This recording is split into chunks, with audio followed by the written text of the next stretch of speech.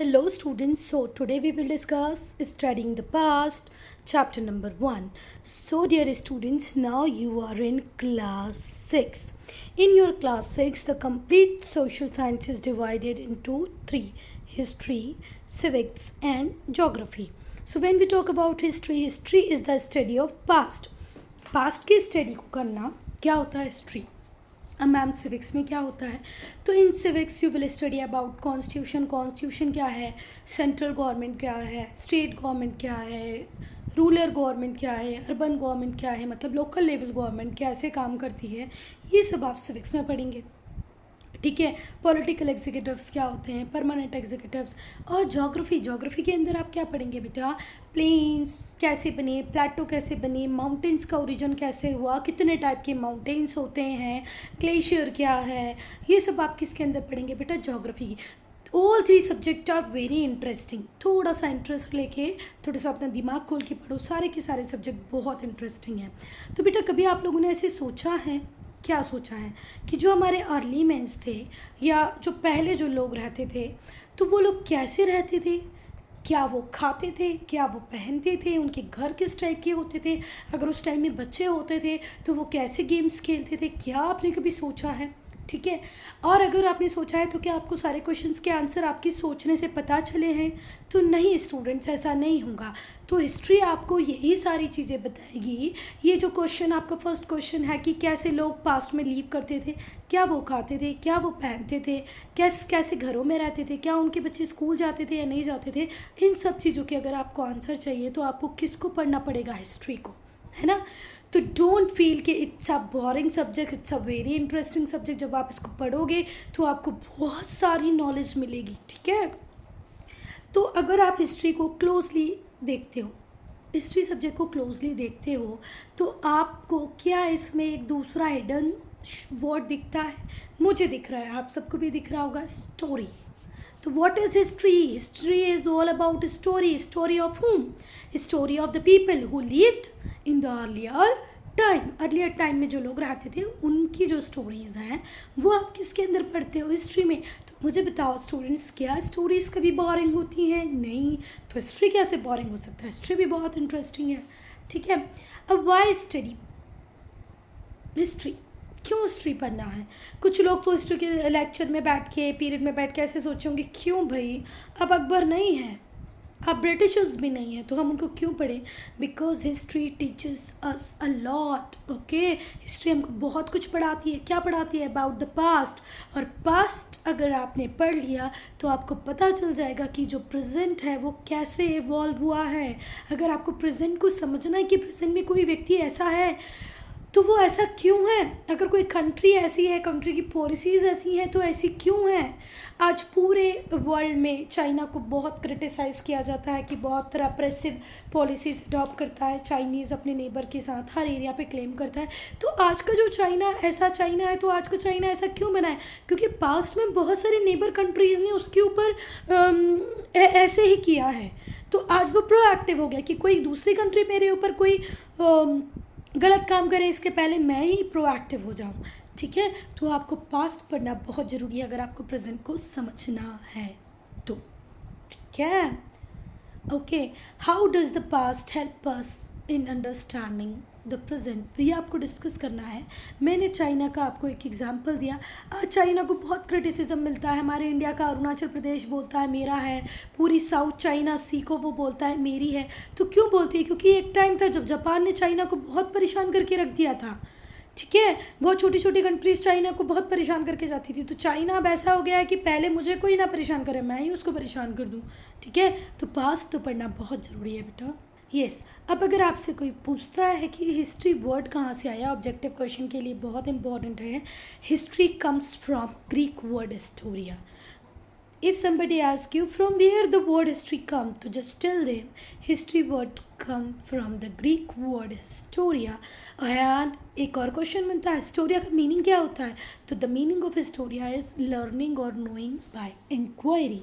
Inquiry करके किसी चीज़ को जानना, समझना ही क्या है बेटा? हिस्ट्री है. ठीक है. और हिस्ट्री का ओरिजिन हुआ है ग्रीक वर्ड हिस्टोरिया से. History is generally divided into 3 times: pre history, pre history, proto history and history. History को आप जनरली 3 पार्ट्स में डिवाइड कर सकते हो, pre, proto, history. Okay, so first we will discuss about pre history. तो बेटा बिल्कुल ध्यान रखो, पहले सुन लो, बहुत अच्छे से सुन लो। प्री हिस्ट्री वो टाइम था जब राइटिंग डेवलप नहीं हुई थी, ठीक है। अब राइटिंग डेवलप नहीं होगी तो क्या रिटन रिकॉर्ड आपको मिलेंगे? जब वहाँ पे किसी को लिखना ही नहीं आता है तो क्या आप ऐसे एक्सपेक्ट करते हो कि इस टाइम का कोई रिटन रिकॉर्ड होगा? नो।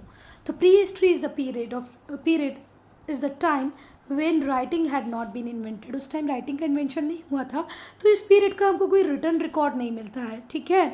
तो हमारा जो नॉलेज है वो प्री हिस्ट्री का, वो कहाँ से आया होगा अगर कोई रिकॉर्ड नहीं है? तो बेटा वो आर्कियोलॉजी से आता है, ठीक है। अगर आपको प्री हिस्ट्री को अंडरस्टैंड करना है तो जो आर्कियोलॉजिस्ट होते हैं वो जितनी भी प्लेसेस होती हैं उनको क्या करते हैं, डीपली डिग करते हैं। बहुत खुदाई होती है, मतलब डिग करना मतलब खोदना किसी जगह को, ठीक है, ग्राउंड को, और dig out the remains of the past, ठीक है। वो जो पास्ट के रिमेन्स है उसको खोद कर बाहर निकालते हैं, डिगिंग करके बाहर निकालते हैं। दिस फिजिकल रिमेन्स, अब वो फिजिकल रिमेन्स क्या क्या होते होंगे बेटा? Pots, jewellery, tools, coin, bones, और इसकी हेल्प से हम पास्ट को समझने की कोशिश करते हैं।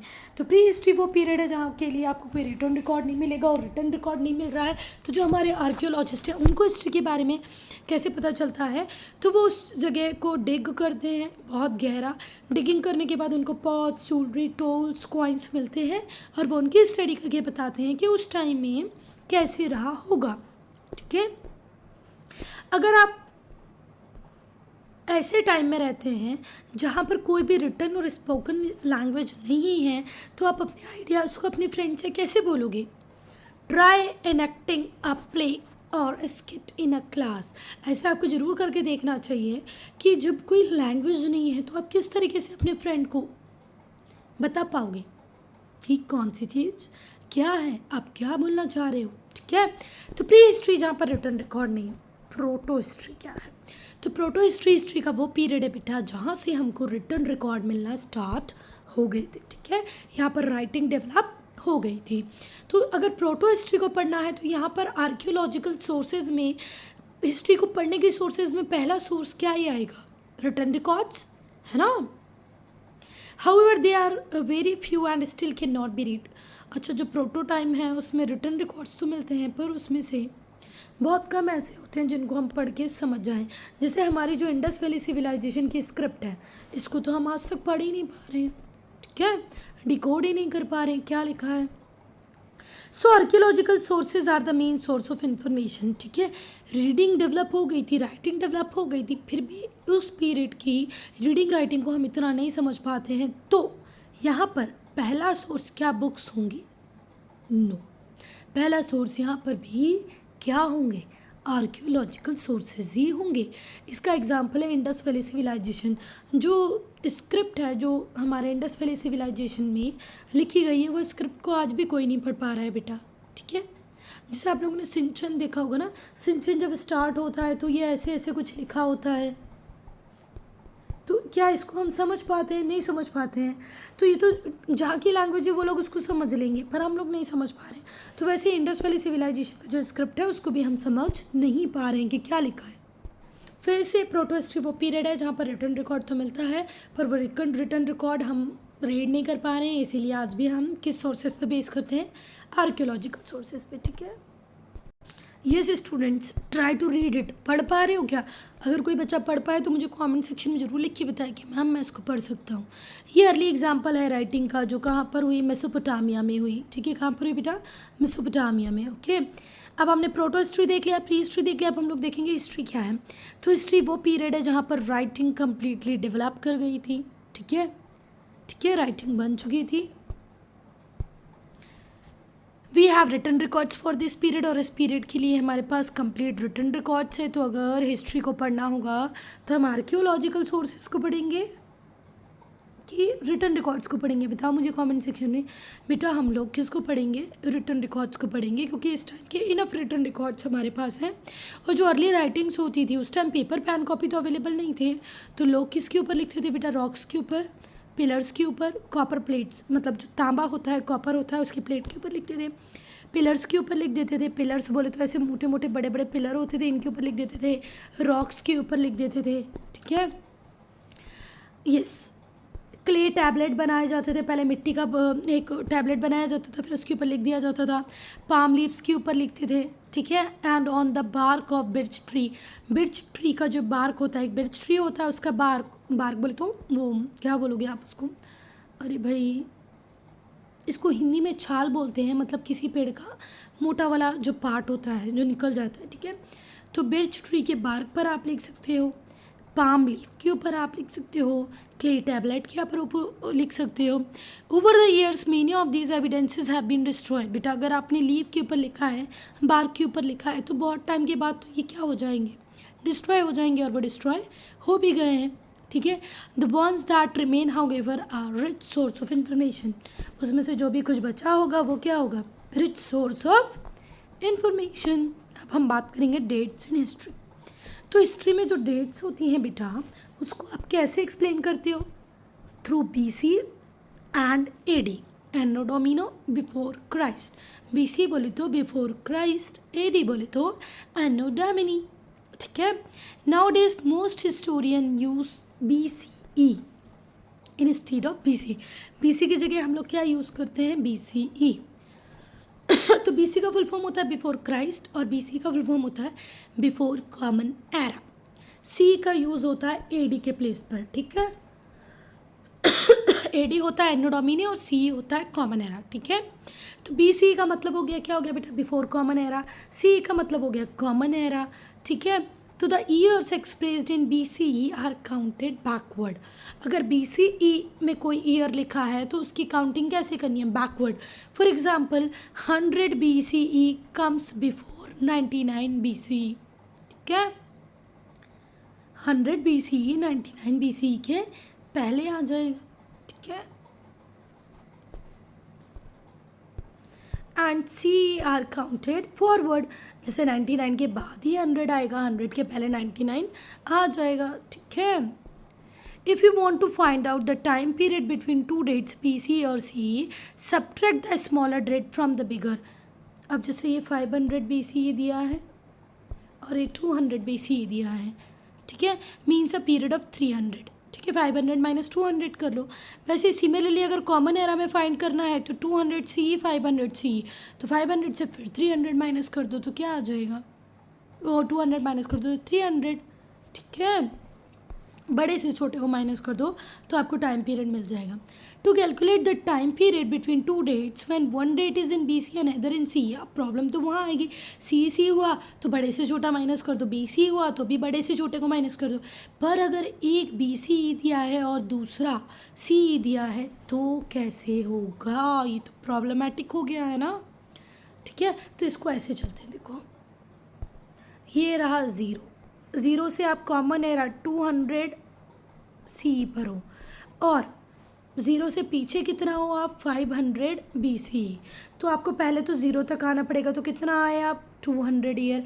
अब इस 200 ईयर से आपको 500 तक जाना है, तो फिर आपको कितना चलना पड़ेगा 500 ईयर। तो टोटल आप यहाँ से यहाँ पहुँचने के लिए कितना चले, 200 प्लस 500, तो टोटल कितना डिफरेंस आ गया 700। I hope this much is clear to you, if not do write in comment section, okay.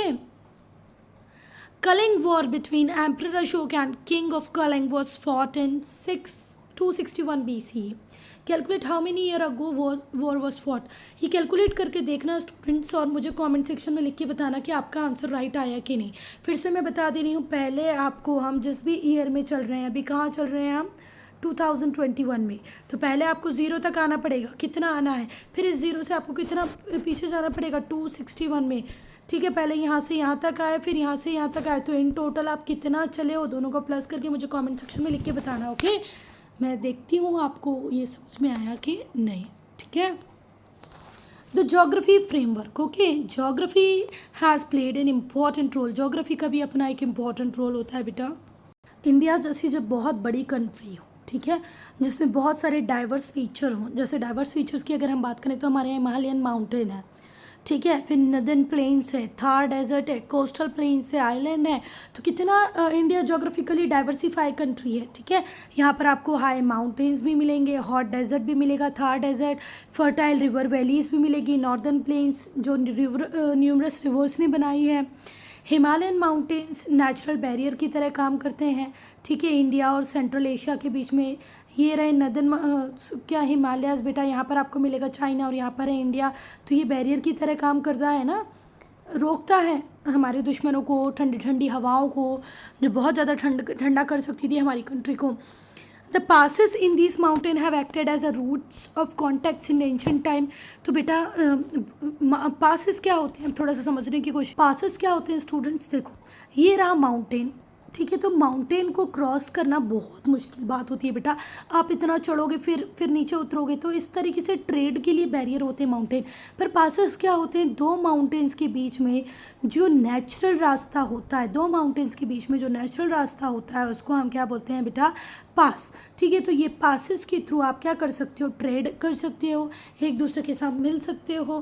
ठीक है, people, soldier, merchant, trader, traveller, scholar and others have often cross these passes. ठीक है, ये passes को पास करके ही तो सोल्जर, मर्चेंट, ट्रेडर, ट्रेवलर्स एक place से दूसरी प्लेस जा पाते हैं, नहीं तो माउंटेन्स चढ़ के जाएंगे तो बहुत प्रॉब्लमेटिक हो जाएगा। ठीक है, और बहुत माउंटेन्स तो हमारे इंडिया में ऐसे भी हैं जिनको क्रॉस करना पॉसिबल या बहुत मुश्किल है। They have bought new ideas, custom and habits. अगर कोई वहाँ से दूसरी कंट्री से हमारे कंट्री में इस माउंटेन को क्रॉस करके आएगा तो बहुत सारे आइडियाज़, हैबिट, कस्टम्स अपने साथ लेके आएगा और हमारी कंट्री को रिच बनाएगा कल्चरली। क्वेश्चन आता है कि why did people travel from one place to another in ancient time. Ancient time में क्यों लोग एक जगह से दूसरी जगह जाते थे, क्या आप लोग सोच पाओगे, मुझे बता पाओगे। ठीक है, सोच के 2 रीज़न मुझे कमेंट सेक्शन में ज़रूर लिख के बताना कि पहले के लोग क्यों एक जगह से दूसरी जगह जाते थे। एक रीज़न मैं बता देती हूँ, सेकंड और थर्ड आप बताना। ठीक है, चलो पहले तो बेटा लोगों को पता ही नहीं था कि ज़मीन के अंदर पानी है, या उनके पास ऐसी टेक्निक अवेलेबल नहीं थी कि वो ज़मीन के अंदर से पानी निकाल पाए। जैसे हमारे यहाँ बोरिंग होती है, बटन ऑन करो पानी आ गया, बंद करो बंद हो गया। तो बेटा in search of water they are moving from place to place. अब आप मुझे बताना है और दो किस रीज़न से भी वो प्लेस टू प्लेस मूव करते थे। ठीक है, अगर हम इंडस रिवर प्लेन की बात करें या गंगा रिवर प्लेन की बात करें तो ये जो रीज़न है बेटा वो बहुत ही फर्टाइल रीज़न है। फर्टाइल रीज़न का मतलब ये है कि आप इस जगह में कुछ भी ग्रो करोगे ईजिली ग्रो कर जाएगा। So is the valley of river Narmada, river Ganga, Indus, ये ऐसी रिवर्स हैं जिनके आसपास डेंस पॉपुलेशन है। क्यों है, क्योंकि यहाँ पर लैंड बहुत फर्टाइल है। ठीक है, यहाँ पर पीपल इजीली आके सेटल हो सकते हैं, क्योंकि पुराने लोगों को तो पता नहीं था ना कि ज़मीन के अंदर बहुत सारा पानी अवेलेबल है, इसको डिग करो तो पानी मिलेगा। वो लोग तो सिर्फ जो वो लैंड के ऊपर जो वाटर अवेलेबल होता था उसी में सर्वाइव करते थे।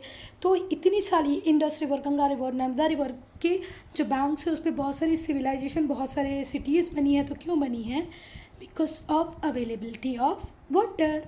ठीक है, रिवर हमें सफिशिएंट वाटर देती है, हमारी जितनी भी नीड्स होती है उसके लिए सफिशिएंट वाटर देती है। सेकंड, रिवर के पास बेटा जितनी भी लैंड अवेलेबल होगी वो लैंड क्या देगी आपको, क्या देगी,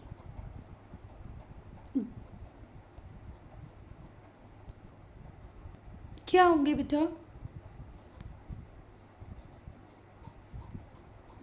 वो सारे प्लेसेस जो रिवर के आसपास होंगे उनमें पानी की कमी नहीं होगी। ठीक है, वहाँ की लैंड बहुत फर्टाइल होगी।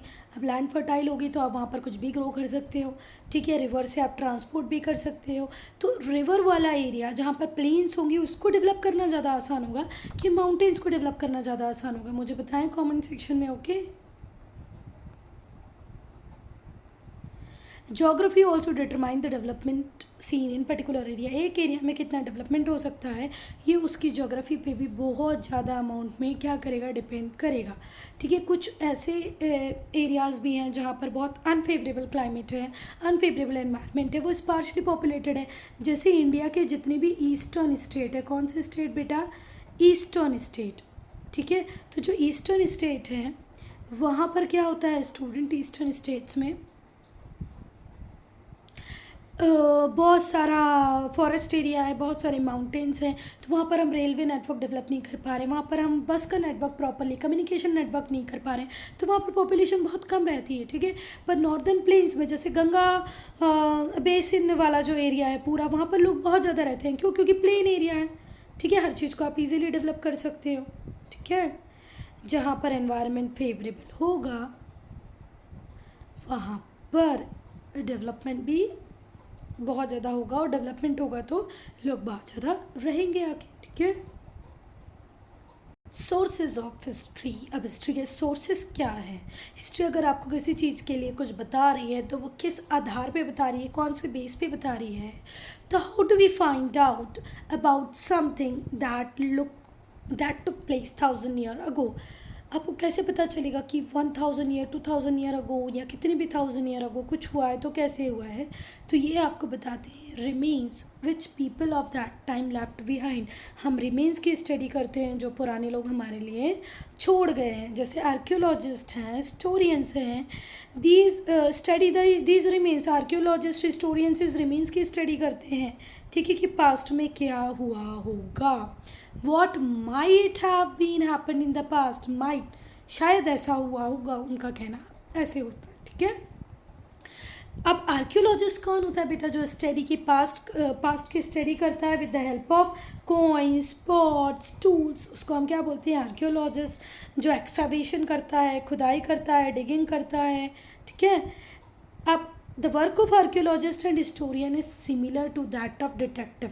हिस्टोरियन और आर्कियोलॉजिस्ट का काम डिटेक्टिव की तरह होता है, जासूस की तरह होता है। जैसे डिटेक्टिव मिस्ट्री को सॉल्व करते हैं क्लूज़ की हेल्प से, वैसे ही आर्कियोलॉजिस्ट और हिस्टोरियंस भी सॉल्व करते हैं पास्ट की मिस्ट्री को with the help of historical clues. They look at clues such as piece of writing. अगर कोई राइटिंग का पीरियड पीस मिल जाए, ये कहाँ मिलेगा आपको? हिस्टोरिकल पीरियड में मिलेगा, वॉल पेंटिंग की हेल्प से, कुछ ब्रोकन पॉट्स की हेल्प से, ठीक है। ये बताते हैं आपको कि it might be happen that time, okay.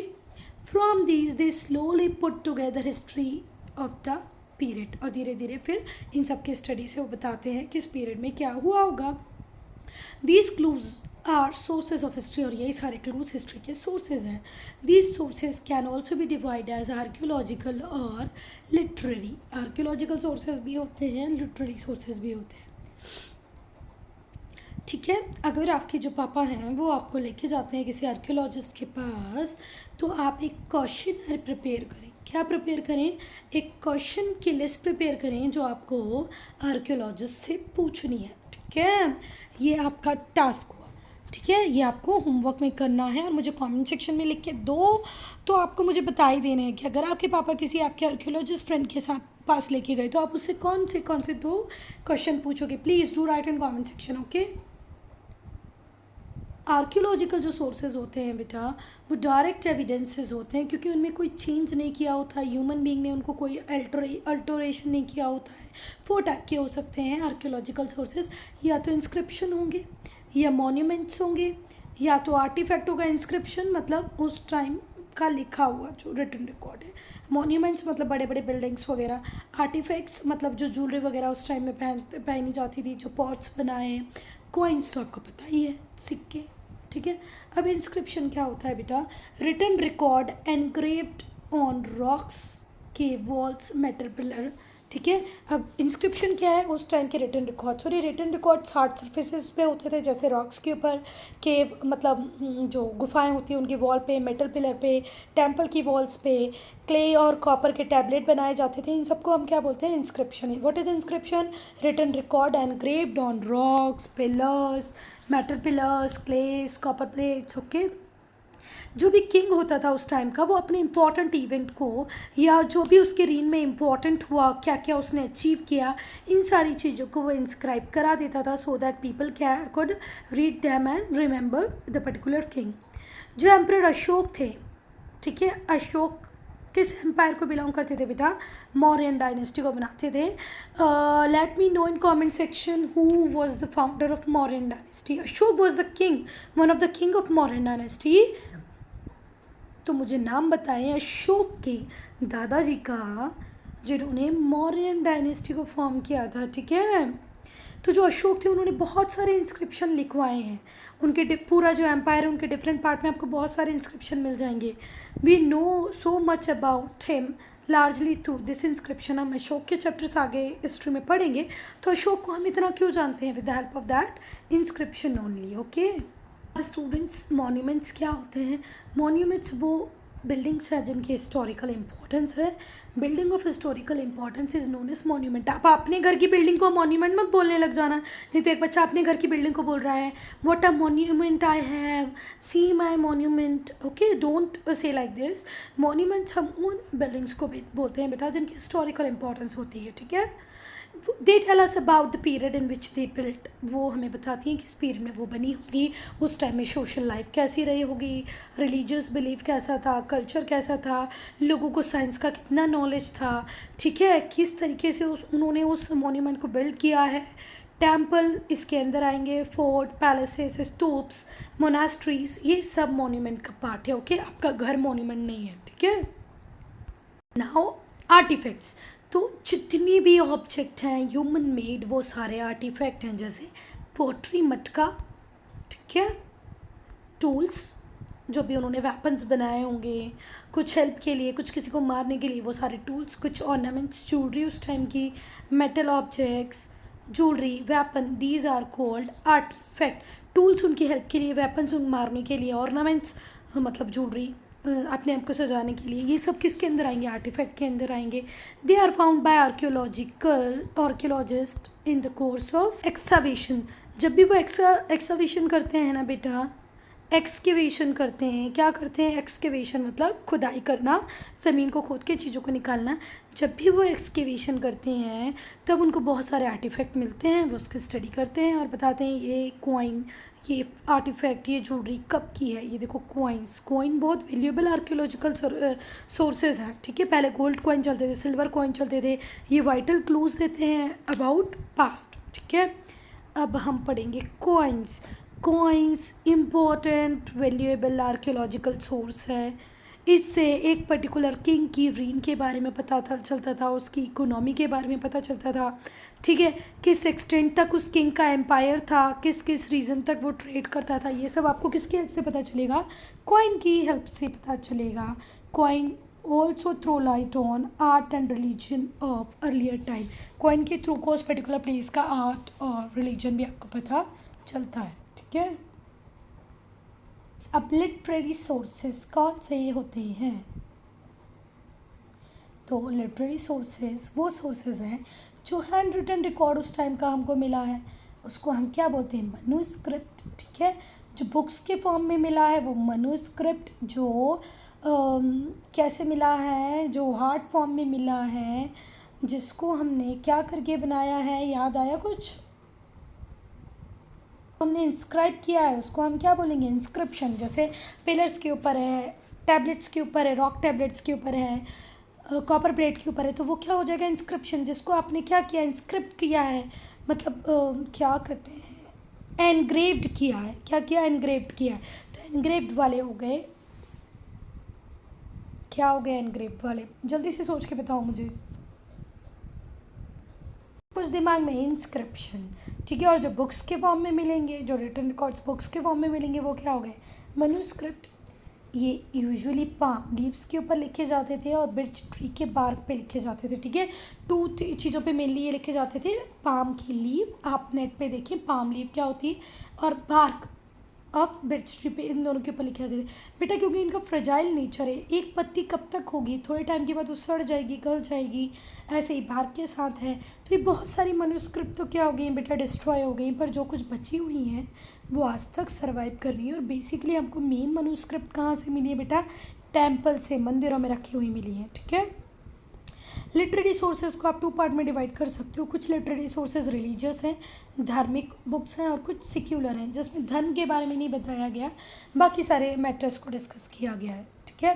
तो अगर हम रिलीजियस लिटरेचर की बात करें तो जो रामायण है, महाभारत है, वेद है, गीता है, गीता, महाभारत, रामायण, वेद, ये सब रिलीजियस लिटरेचर है। इसमें एक रिलीजन के बारे में लिखा हुआ है, ठीक है। अब हम टेम्पल की बात करें बेटा, तो टेम्पल एक बहुत इम्पोर्टेंट आर्कियोलॉजिकल सोर्स है। किस किस पर्टिकुलर रीन में कौन सा टेम्पल बना होगा, किस फॉर्म में बना होगा, कौन सा आर्च स्टाइल यूज़ किया होगा उन्होंने, ये सब आपको बहुत सारी इन्फॉर्मेशन देता है अबाउट द पास्ट। ऐसे स्टूडेंट्स, तो ये क्या है मेरे बच्चों, ये है पाम लीफ के ऊपर लिखी गई मनुस्क्रिप्ट, हाथों से लिखा हुआ बुक। ठीक है स्टूडेंट्स, पुराण, व्हाट पुराण? पुराण एक इम्पॉर्टेंट इन्फॉर्मेशन का सोर्स है एंशंट हिस्ट्री। अगर एंशंट हिस्ट्री आपको पढ़नी है तो वेद और पुराण बहुत इंपॉर्टेंट सोर्स है। ठीक है, अब हम बात करते हैं सेक्युलर लिटरेचर की। तो सेक्युलर लिटरेचर क्या है बेटा? जहाँ पर किसी रिलीजन की बात नहीं हुई होगी वो होगा secular literature. Writing which are not religious are called secular literature. वो राइटिंग जिसमें किसी धर्म की बात नहीं है, रिलीजियस की बात नहीं है, उसको हम सेक्युलर राइटिंग बोलेंगे। जैसे story, poem, play, biographies of king, foreign travellers ने क्या लिखा है बुक्स में about politics and science, these are called secular literature. ठीक है, जो अर्थशास्त्र है जो कौटिल्य ने लिखी थी, अर्थशास्त्र जो कौटिल्य ने लिखी थी, इंडिका जो मेगिस्थनीज ने लिखी थी, मेगिस्थनीज की बुक का नाम है इंडिका, मेगिस्थनीज की बुक का नाम है इंडिका, कौटिल्य की बुक का नाम है अर्थशास्त्र। ये सेक्युलर बुक्स हैं। ठीक है, इसमें किसी पर्टिकुलर रिलीजन की बात नहीं हुई है, कुछ चीज़ें ऐसी लिखी गई हैं जो सब फॉलो कर सकते हैं। कौटिल्य में तो बताया गया है किंग को कैसे होना चाहिए, गवर्नमेंट कैसी होना चाहिए, तो कोई भी पढ़ सकता है। ठीक है, the play and poem of Kalidas secular है। फायान, हुआनजैंग, संगम लिटरेचर, ये सब एग्जाम्पल हैं सेक्युलर लिटरेचर का जो किस टाइम में एंशिएंट पीरियड में लिखा गया है। Okay, if you have any doubt any problem in this chapter do write in comment section. Okay, and please whatever question I have asked in the complete video, do remember to give the answer of that question.